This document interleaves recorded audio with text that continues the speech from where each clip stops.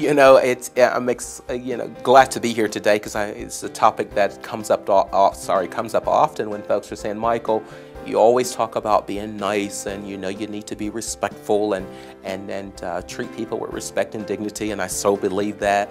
But the question I get often asked is, Michael, how do you deal with negative people? And that's an important that's an important question.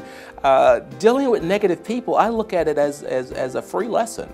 I actually learn from negative people and negative experiences. You can't always choose who you're going to work with. You can choose where you work and where you take your brand, but you can't always choose the people you're going to be around. You can't always choose the customers that will walk through your door because you want every customer to come through.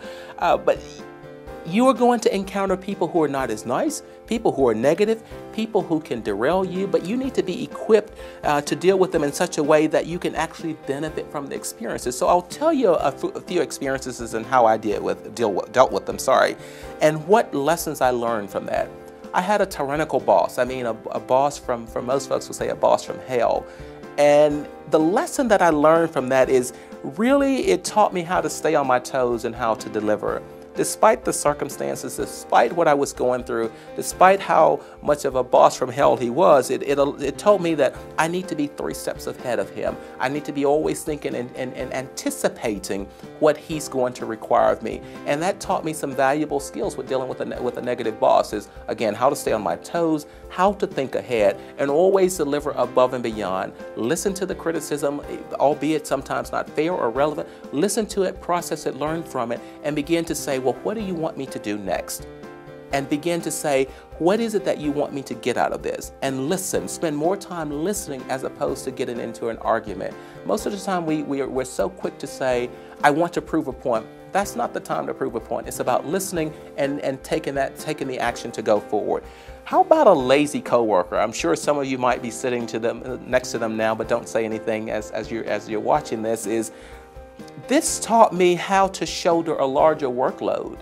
I had coworkers on my team who didn't carry their fair load. I picked up the load, learned from it, and was seen as a brand of someone who could carry a larger load. So when it came time for downsizing and shrinking teams, they would say, well, Michael can actually do the work of the 2 people we had here, and that helped me elevate my career because I was known as someone who will take the bull by the horn, didn't complain about the workload, was always willing to give 120% and going forward. So think about that negative coworker and the negative experiences you can learn from them.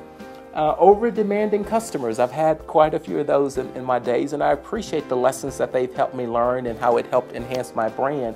It instilled in me a reserve of patience that you will need for beyond dealing with a 3-year-old.